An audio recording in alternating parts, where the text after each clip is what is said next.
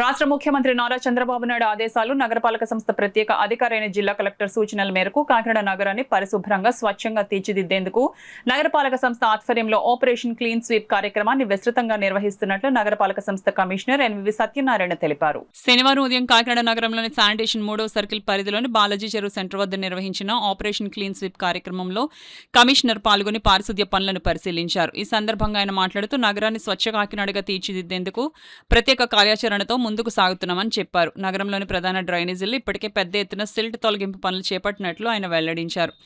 వర్షాకాలాన్ని దృష్టిలో ఉంచుకుని డ్రైనేజీల సామర్థ్యాన్ని పెంచేందుకు చర్యలు తీసుకుంటున్నామని తెలిపారు.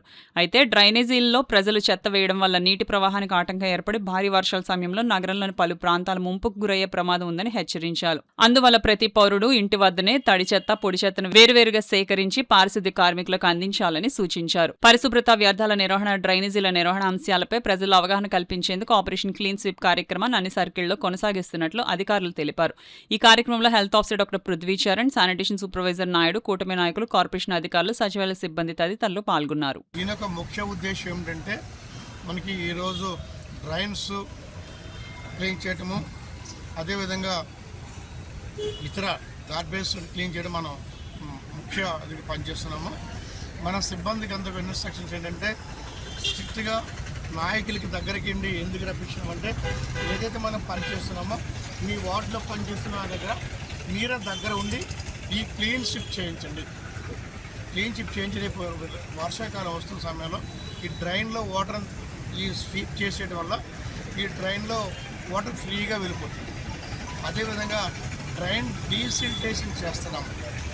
డ్రైన్ డీసిల్టేషన్ 23 చోట్ల మనం సుమారుగా 150 కిలోమీటర్కి మైనరు, మేజర్ డ్రైన్స్ మనం క్లీన్ చేస్తున్నాము.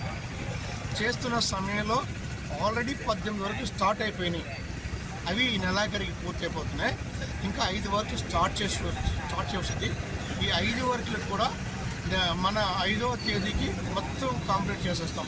అంటే జూన్ 6కి డీసిల్టేషన్ వరకు మనం కంప్లీట్ చేస్తాం.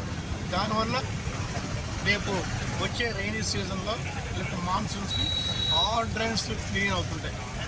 ముఖ్యంగా నా కుటుంబ నాయకులకి నేను మనవి చేసేది ఏంటంటే ఏదైతే మనకి డ్రైన్స్ కొన్ని క్లోజ్ అయిపోయి ఉన్నాయి, కొన్ని చిన్న మరమ్మతులు ఉన్నాయి, కొన్ని చోట్ల బ్యారికేడ్ చిన్న హర్డిల్స్ ఉన్నాయి.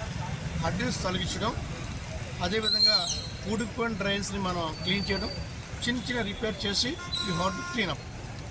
రెండవది విషయం చూసినట్టయితే ఈ కొండాయపాలెం మనకి సంబంధించి ఏదైతే రోడ్డు ఉందో అక్కడ మన సూపర్వైజర్ గారు ఉన్నారు.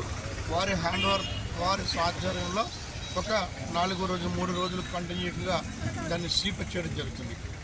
ఇంకా ముఖ్యంగా మనకి కొన్ని చోట్ల మనకి దుమ్మిలిపేట కానీ లేకుంటే రైతు బజార్ ఉన్న ప్లేస్లో కానీ మెయిన్ హిప్స్ ఉన్నాయి. అది 2-3 రోజుల్లో స్పెషల్ డ్రైవ్ పెట్టి దాన్ని రిమూవ్ చేయడం జరుగుతుంది. ఇది తర్వాత మనకి క్లీన్ స్వీప్లో భాగంగా చాలామంది కూడా ఫ్లెక్సీలు పెట్టారు. ఫ్లెక్సీ చాలా మట్టుకు తొలగించాము. అయినప్పటికీ ఇంకా అక్కడ కూడా చేస్తున్నారు. మీ ప్రోగ్రాం అయిపోయిన వెంటనే ఫ్లెక్సీ తొలగించాలి. అది తొలగించకపోతే వారిపైన యాక్షన్ ఉంటుంది. అదేవిధంగా కొబ్బరి బొండాలు వ్యాపారం చేస్తున్న వారు కొబ్బరి బొండాలు ఇంకా కొన్ని చోట్ల వేస్తున్నారు. అది ఎట్టికి వీలేదు. ముఖ్యంగా సాంబారకోట కాకినాడ రోడ్లో మనకి ఇరిగేషన్ డిపార్ట్మెంట్ వారు ఏదైతే డ్రైన్లో ఉన్న చెత్త పైన ఎస్సీ గారితో కూడా మాట్లాడుతుంది, కలెక్టర్ గారితో కూడా